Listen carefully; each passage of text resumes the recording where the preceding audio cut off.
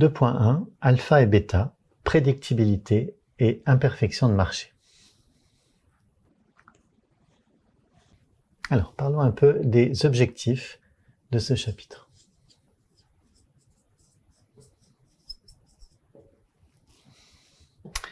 Donc, dans le chapitre précédent, nous avons vu comment un marché parfait et idéal est à l'équilibre statique et les prix que l'on y observe sont parfaitement aléatoires, c'est-à-dire qu'ils ne sont pas prévisibles.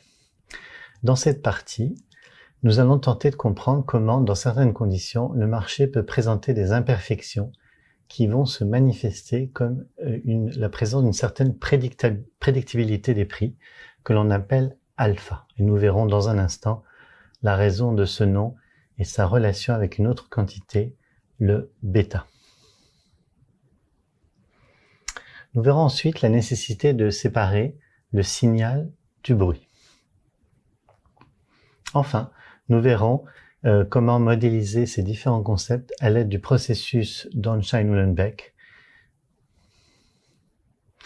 et de notions de contrôle optimal stochastique. Alors, parlons donc des imperfections de marché.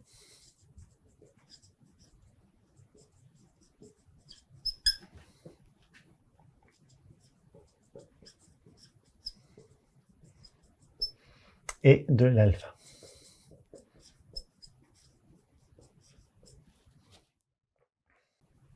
Comme nous l'avons vu dans la vidéo précédente, l'équilibre statistique du marché, c'est-à-dire l'absence de profitabilité systématique des stratégies de trading, est créé par l'interaction entre market maker et market taker, donc entre fournisseurs et consommateurs de liquidités. Nous l'avons mesuré par la fonction de break-even BE. Cependant, dans la réalité, le marché peut présenter des imperfections qui le font dévier de cet idéal.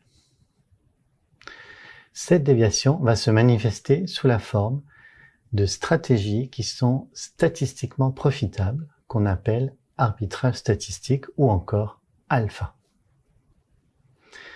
Lorsque suffisamment d'acteurs de marché essaient d'exploiter ces stratégies, ils vont faire disparaître leur profitabilité à cause de la compétition entre les acteurs de marché.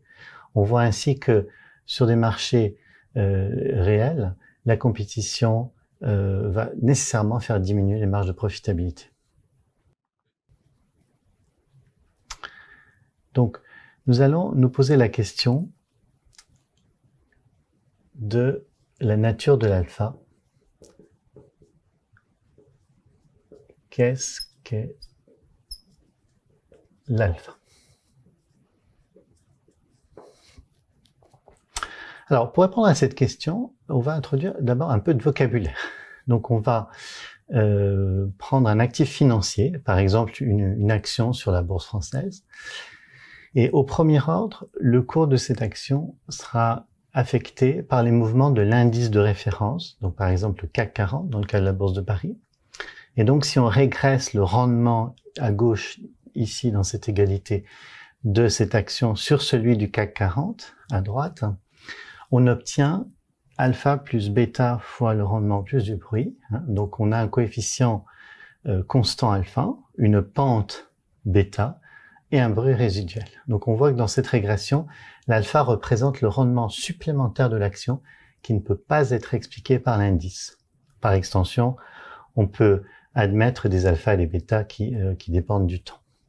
Donc, si on part de l'hypothèse que les rendements de l'indice CAC 40 sont totalement imprévisibles, c'est une hypothèse qui est assez raisonnable au premier ordre, on voit que toute prédictibilité de l'action, si elle existe, et tout rendement qui n'est pas seulement expliqué par celui de l'indice, va nécessairement relever de ce coefficient alpha ici. C'est pourquoi le nom alpha représente, dans le vocabulaire financier, la partie prévisible des rendements de l'action. Inversement, la partie purement liée au mouvement de l'indice, supposée parfaitement imprévisible, est appelée le bêta. Alors pour résumer, le rendement de notre action, à gauche ici, se décompose en trois parties. D'abord la partie prévisible, ou encore signal, comme en physique, ou encore alpha, le terme financier.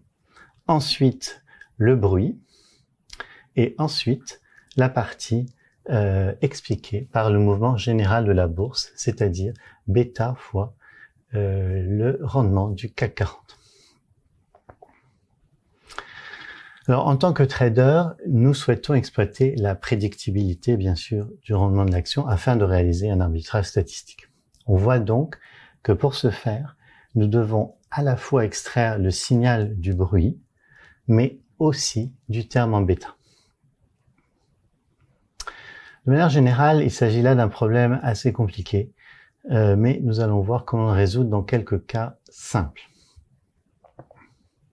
Alors, l'idée centrale est de constituer un portefeuille de plusieurs actifs, 2 au minimum, dont les poids seront bien judicieusement choisis afin d'éliminer le terme en bêta, un peu comme on élimine un terme dans une équation, en faisant une combinaison linéaire. Et une fois qu'on a ça, on va extraire le signal du bruit par des techniques de traitement du signal, et typiquement à l'aide d'un filtre d'un type ou d'un autre. Nous verrons ce dernier point plus en détail, ainsi que les concepts de base qui les sous-tendent, comme le processus d'Ornstein-Lundbeck d'ici peu. Alors, parlons maintenant d'un cas où nous pourrons mettre en jeu ces notions, c'est le cas du pair trading, ou trading de pair.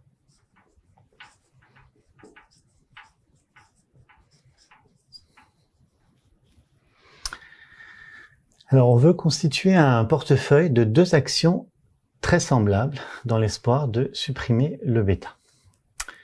Alors, un bon exemple est constitué par les actions Coca-Cola, ici, le symbole KO sur la bourse de New York, et contre l'action Pepsi-Cola, symbole PEP, sur la bourse Nasdaq.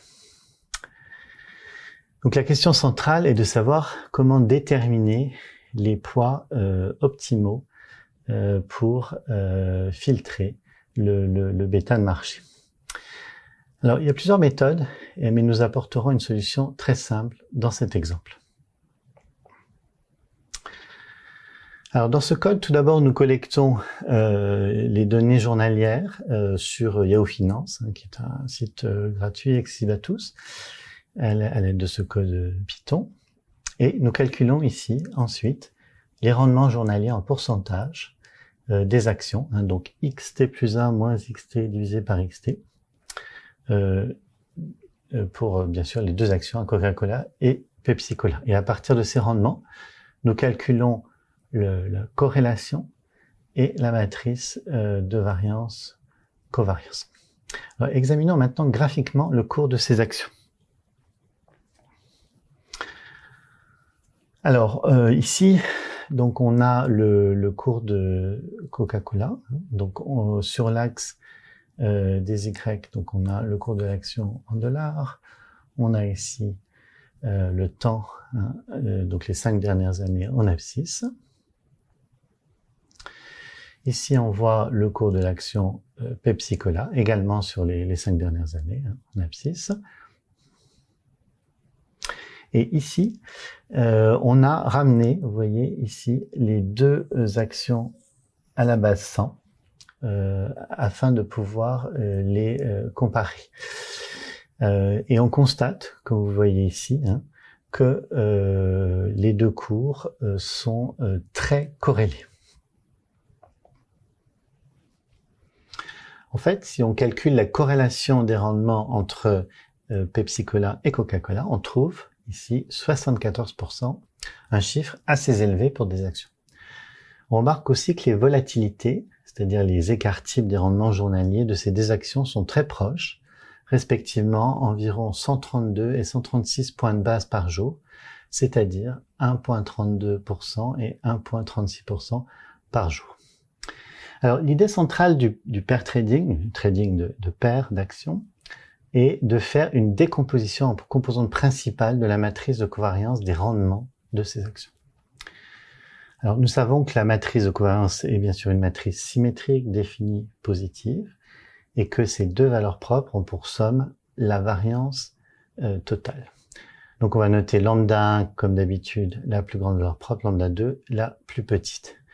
Et on peut facilement voir que le vecteur propre correspondant à lambda 1 s'interprète naturellement comme le facteur de marché ou encore comme le bêta, et le vecteur propre correspondant à lambda 2, qui lui est orthogonal, nous donnera un portefeuille orthogonal au marché, donc isolé si l'on veut, du marché et isolé du bêta.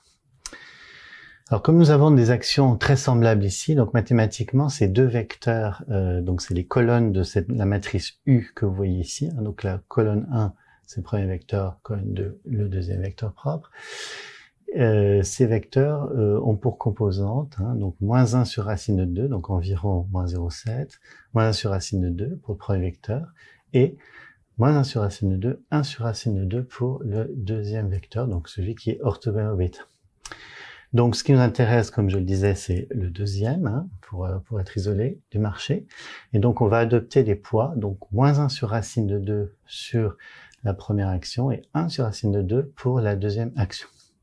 Pour dire les choses autrement, comme les volatilités sont les mêmes en première approximation, le portefeuille optimal consiste, à une constante de normalisation près, à être donc long une action Coca-Cola, donc acheter une action Coca-Cola, et short une action Pepsi-Cola, donc vendre à découvert une action Pepsi-Cola. Alors bien sûr, on peut aussi prendre l'opposé de ce portefeuille, qui accomplira le même rôle.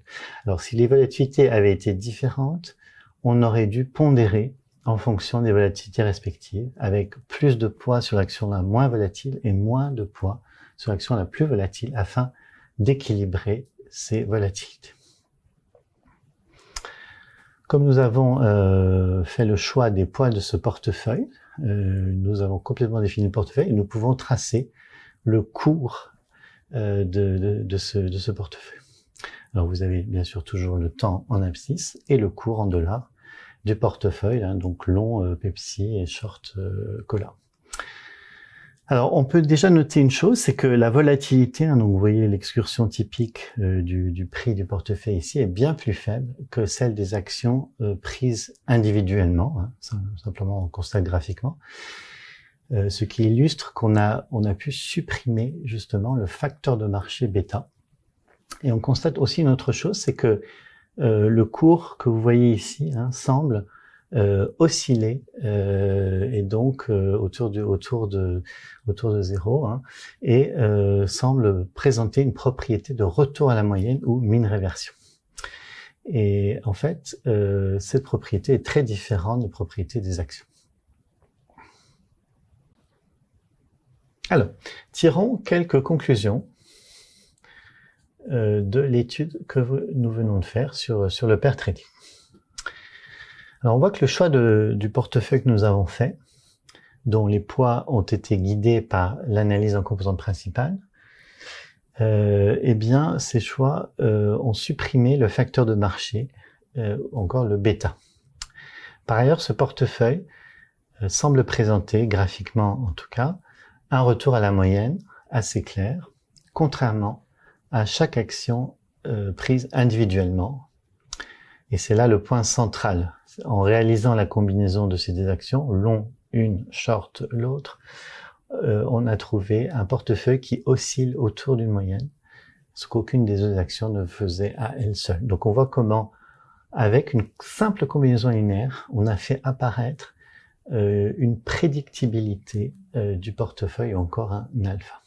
En effet, si nous pensons que ce portefeuille est mean reverting, il faudra bien sûr des tests statistiques pour cela, mais si c'est bien le cas, s'il retourne à la moyenne périodiquement, eh bien, nous pouvons mettre en place la stratégie de trading suivante. Lorsque le cours du portefeuille est très en dessous de sa moyenne, nous allons l'acheter. Et ensuite, lorsqu'il est très au-dessus de sa moyenne, nous allons le vendre. On achète à bas prix, on vend plus cher et on voit bien que on a là un arbitrage statistique. Alors, il nous reste à comprendre dans quelles conditions cette situation idéale se présente dans la pratique et comment on peut vérifier statistiquement et sa présence et comment concrètement déterminer les seuils déclencheurs de l'achat et de la vente. Alors pour ce faire, nous devons introduire un objet mathématique de base, le processus d'Ornstein-Uhlenbeck et nous étudierons ses propriétés.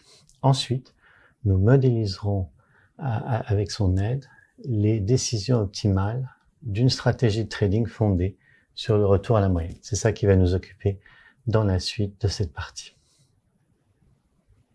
Alors, étudions maintenant le processus d'Ornstein-Uhlenbeck.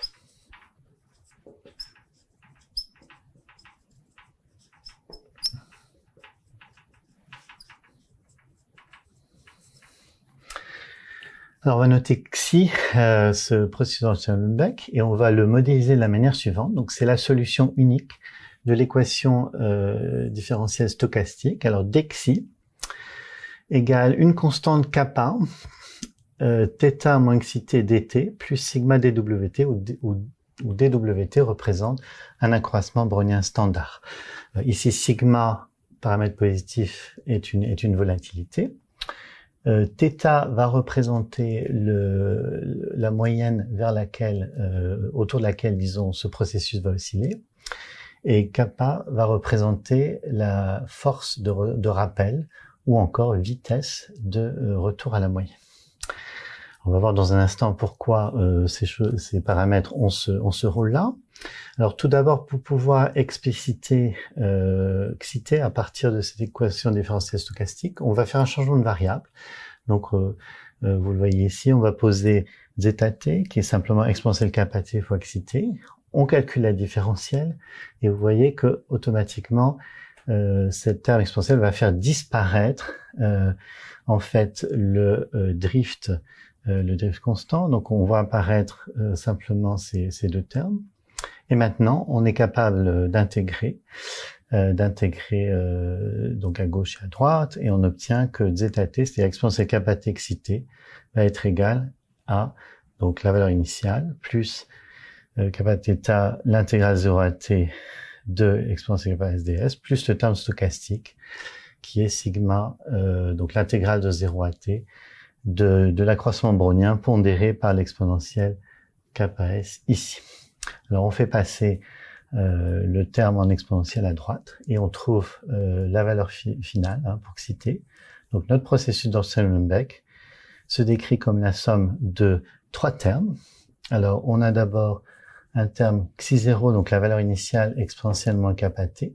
Vous voyez, c'est un terme qui va décroître, kappa est positif ici bien sûr, il va décroître vers l'infini. On a un θ 1 moins exponentielle moins kappa t. Donc, quand t tend à l'infini, ça va tendre vers θ. C'est ça qui donne la propriété de retour à la moyenne θ. On va très naturellement tendre vers cette moyenne. Et puis un processus, un terme stochastique, qui est ici le sigma, donc l'intégrale de 0 à t, exponentielle moins kappa t moins s, dws, qui est le terme stochastique. Donc on arrive ainsi à une formule explicite pour notre processus d'Ornstein-Uhlenbeck qui sera très utile dans la suite. Alors, calculons maintenant un peu ces termes. Alors, tout d'abord, il faut se souvenir que lorsque on a une intégrale stochastique contre un accroissement brownien d'une fonction déterministe, donc f de s par exemple, donc l'intégrale 0 à t de f de s dws, eh bien, comme les accroissements browniens sont normaux et indépendants, on a immédiatement le fait que ceci a une distribution normale, centrée, et avec une variance qui est simplement l'intégrale du carré de f. Donc ça, c'est un résultat classique que je vous rappelle. Donc on peut appliquer ça, bien sûr, à la fonction qui apparaît ici, donc l'exponentielle qui apparaît dans le calcul qu'on vient de faire. Et donc on voit que le terme donc sigma, l'intégrale de 0 à t d'exponentielle moins kappa t moins s dws, et donc suit donc une distribution normale centrée autour de 0 et avec une variance qui est sigma carré sur 2 kappa 1 moins exponentielle moins 2 kappa t. Par ailleurs, si on prend l'espérance dans la formule pour xit qu'on avait obtenue précédemment, on voit que le dernier terme, donc le terme en brownien, bien sûr s'annule, tous les accroissements sont d'espérance nulle, et ne reste que les espérances des deux premiers termes, égaux donc aux deux premiers termes, c'est un terme déterministe. Donc l'espérance de xité est égale à xi0 exponentielle moins kappa t, plus le terme de retour à la moyenne qui est θ 1 moins exponentielle moins kappa t. Donc, on voit ici que on a trouvé la distribution pour xité, hein, puisqu'on a son espérance, comme je viens de dire, hein, qui est la somme de ces deux termes, et on a sa variance, hein, qu'on vient de calculer. Donc xité se comporte comme une normale centrée autour de cette valeur et avec cette variance. Alors, étudions un petit peu ce qui se passe de manière asymptotique quand t tend vers l'infini. Donc on voit que, comme je le mentionnais avant, le terme d'espérance ici va tendre vers θ, hein, ce qui apparaît positif, les termes exponentiels s'annulent, on va tendre vers θ plutôt, et on voit que le terme de variance va tendre vers sigma carré sur 2 kappa, puisque le terme exponentiel tend vers 0. Donc, asymptotiquement, si vous voulez, xité va se comporter comme une normale centrée autour de θ de variance sigma carré sur 2 kappa. Alors, une chose très importante à remarquer ici est que il s'agit d'un processus donc asymptotiquement stationnaire, puisque vous voyez qu'ici, donc pour t grand encore une fois, la distribution de xité ne dépend plus du tout du temps, et donc on a ce qu'on appelle un processus stationnaire, et ça c'est quelque chose qui va être vraiment fondamental dans la modélisation.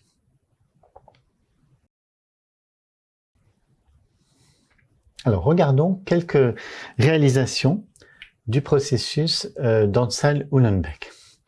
Alors sur l'axe des x, on va avoir donc le temps. On a une valeur initiale qui est ici de xi0 égale 0 dans cette région. Et une valeur moyenne, donc un θ égale à 1. Donc vous voyez ici, θ égale 1. Et donc ce qu'on observe sur ces différentes trajectoires, c'est un comportement très net de retour à la moyenne de toutes ces trajectoires autour du niveau θ égale à 1, ce qui est le comportement attendu. On a donc vu comment le processus d'Ansel-Uhlenbeck est un bon outil pour modéliser la propriété de retour à la moyenne. Alors si un portefeuille suit ce processus d'Ansel-Uhlenbeck, on pourra donc appliquer la fameuse maxime financière buy low, sell high et réaliser un profit statistiquement significatif. Mais la question se pose tout de suite. Comment fixer les seuils de prix auxquels je dois acheter et vendre? Donc nous allons examiner la stratégie optimale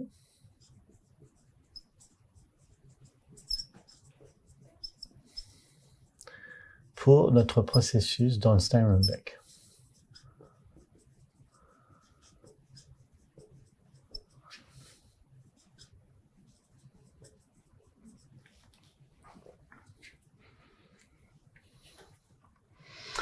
Alors, une première réponse va nous être apportée par la simulation. C'est-à-dire, étant donné une modélisation du cours de notre portefeuille par un processus d'Ansel-Uhlenbeck avec certains paramètres, nous pouvons bien sûr faire une simulation de Monte-Carlo de ce processus et tester la profitabilité de certains seuils d'achat et seuils de vente pris dans une liste. Et ensuite, on va sélectionner les seuils qui nous ont donné le plus grand profit dans la simulation. Alors, codons cette idée en Python. On commence tout d'abord ici par discrétiser le processus d'Ansel-Uhlenbeck et on va tirer 1000 trajectoires de ce processus. Et ensuite, nous avons une liste, vous pouvez le voir ici, une liste de seuils d'entrée et de sortie. Et pour chaque paire de seuils entrée-sortie, nous allons simuler la stratégie de trading, hein, donc acheter au prix bas vendre au prix haut, donc acheter au seuil, si vous voulez, d'entrée et vendre au seuil de sortie. Et nous allons calculer le profit de cette stratégie au P&L.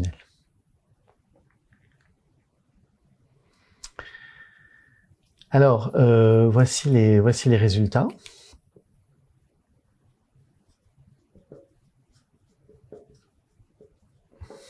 De cette simulation. Donc, nous trouvons cette matrice de valeurs. Donc, on a une valeur de profit pour chaque valeur de seuil d'entrée et de seuil de sortie. Donc, on a une matrice, vous voyez, les seuils d'entrée ici en ligne, les seuils de sortie en colonne. Et on voit que la valeur, la paire optimale finalement de seuil d'entrée et sortie qui nous donne le plus grand profit est située ici. Hein, donc une entrée à moins 0,5 et une sortie à 2. Alors n'oublions pas que la mean réversion se passe ici au niveau de θ égale à 1.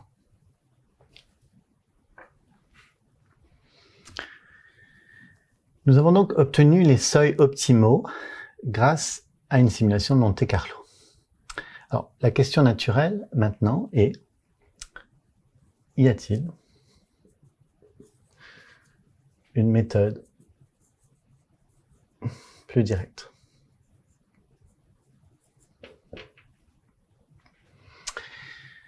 En fait, on chercherait une méthode plus directe qui nous donne une meilleure compréhension des résultats que nous trouvons. Alors, la réponse est bien sûr oui. Et donc, nous allons regarder la méthode de contrôle optimale stochastique.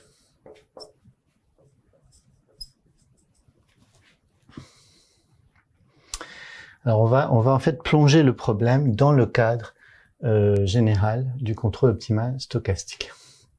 Donc, regardons d'abord le problème consistant à sortir d'une position longue que nous avons déjà dans le portefeuille modélisé par Xité, hein, dont on voit ici l'équation de référentiel stochastique d'Einstein-Uhlenbeck. Alors, la latitude que nous avons, le degré de liberté, est le moment où nous allons sortir de cette position.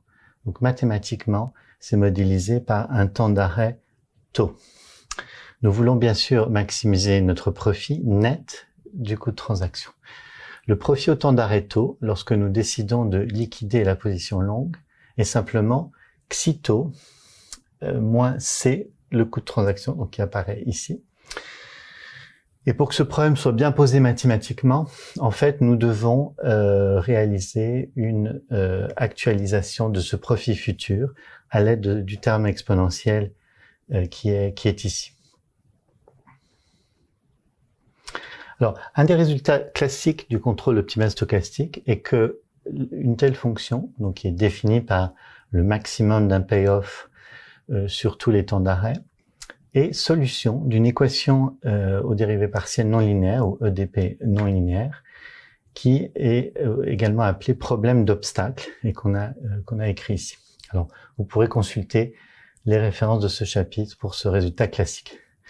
Alors, cette EDP a deux caractéristiques principales. Premièrement, elle comporte l'opérateur différentiel noté ici L, qui est donné par le générateur du processus d'Einstein-Uhlenbeck, hein, en suivant cette équation différentielle stochastique. Deuxièmement, dans tout le domaine, la solution H+, de par le maximum qui est ici, va être supérieure à l'obstacle qui est xi moins c.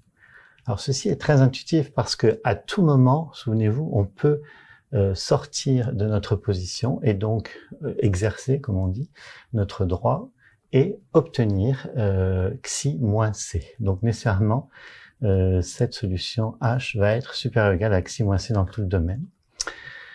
Donc, d'après cette remarque, on voit qu'il y a en réalité deux domaines hein, pour la solution. Il y a un domaine où H+ est en fait égal à l'obstacle, et un domaine où H+ est strictement supérieur à l'obstacle et suit la diffusion, hein, qui est le membre de gauche ici, selon le processus d'Einstein-Uhlenbeck. Alors, pour l'entrée dans une position longue, nous pouvons nous servir de ce que nous venons d'apprendre sur la sortie, en fait, de cette position. En effet, l'idée ici est de maximiser sur tous les temps d'entrée possibles le profit qu'on aura à la sortie et qu'on a calculé précédemment comme solution du problème de sortie. Donc, on voit que le problème d'entrée optimale se résout essentiellement de la même manière, avec un problème d'obstacle dont la fonction d'obstacle est cette fois-ci elle-même la solution de sortie calculée précédemment. Alors, on va regarder maintenant le cas bilatéral. Donc, c'est-à-dire le cas en fait où on peut prendre une position longue ou short et ensuite déboucler cette position. Et donc, on doit tenir compte des deux possibilités qu'on a, qui correspondent à deux signes différents sur xi qu'on voit ici sur les équations. Alors, notez que le signe du coût de transaction, lui, en revanche, ne change pas dans la mesure où toute transaction, donc achat ou vente, est pénalisée par le même coût. Donc, on est naturellement conduit, là encore, à un problème d'obstacle, avec cette fois-ci la fonction d'obstacle qui est le maximum. Donc, vous voyez dans ce G de xi ici, donc le maximum des fonctions optimales de sortie dans les cas long et short, à savoir h plus et h-.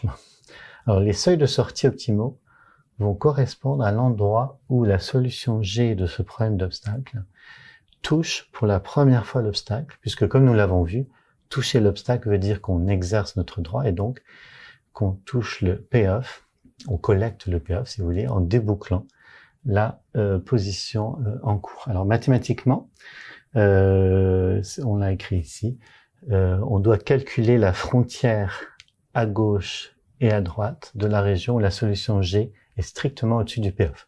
Et c'est comme cela qu'on peut calculer les seuils optimaux d'entrée et de sortie de la stratégie. Alors, mettons cela en œuvre dans un code Python. Alors, un outil central est la possibilité de résoudre le problème non linéaire d'obstacle. Donc, on va ici appliquer une méthode dite de projection où on va résoudre à chaque pas de temps l'équation des partielle de diffusion, puis on applique le maximum entre la solution et le payoff. Donc, ce qui assure qu'à tout endroit, la solution est supérieure au payoff. Alors, donc c'est la procédure la plus simple et dont on peut démontrer qu'elle converge. Donc, ceci est très analogue au calcul, par exemple, du prix d'une option américaine par une méthode de différence finie. Et si l'on applique ce solver au problème bilatéral, on obtient donc le graphe de la fonction optimale, hein, qui est cette courbe ici, dont on voit qu'elle est au-dessus de l'obstacle, hein, qui est la fonction qui comporte un angle ici. Donc clairement, on voit qu'il y a deux points où la fonction optimale se décolle de l'obstacle, un point à gauche, un point à droite. Hein. On a xi ici en abscisse, hein, et la valeur de la fonction en ordonnée. Et donc ces seuils, hein, donc le xi- et le xi plus ici, correspondent aux seuils d'entrée et de sortie optimaux. Alors on voit sur le graphe que le seuil d'entrée est entre moins 1 et 0, vous voyez, quelque part entre moins 1 et 0 ici, et le seuil optimal de sortie est quelque part entre 1 et 2. Alors plus précisément, bien sûr, on fait le calcul, et on calcule exactement où la solution se décolle, et on voit qu'ici on obtient une frontière à gauche, donc un seuil d'entrée de moins 0,4, et une frontière à droite, donc un seuil de sortie de 1,9. Alors si on se souvient de ce qu'on avait fait dans la méthode précédente, la méthode de Monte-Carlo, on avait trouvé moins 0,5 et 2, et on a donc un très bon accord numérique entre les deux méthodes, étant donné le pas de discrétisation qu'on a pris.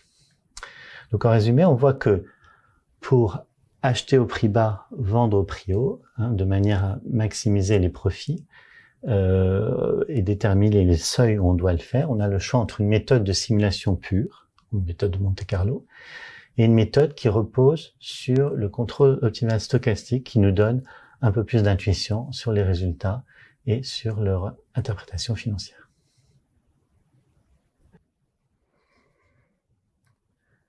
Alors, qu'avons-nous appris dans ce chapitre 2.1 ?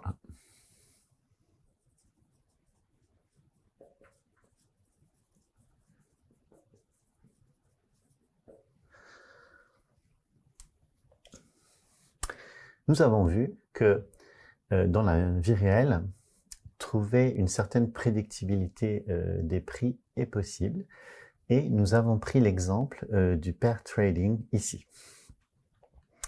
Alors, cette prédictibilité dans les prix se manifeste comme une tendance à retourner à la moyenne, ici,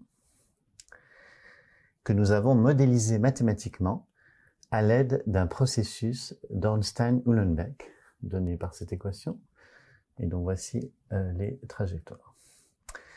Et nous sommes alors posé la question de savoir comment exploiter au mieux cette tendance de retour à la moyenne de certains actifs ou portefeuilles d'actifs. Et nous avons vu comment déterminer les meilleurs prix auxquels acheter et vendre le portefeuille à l'aide de cette fonction. Et nous avons mis ainsi en pratique l'adage « buy low, sell high ».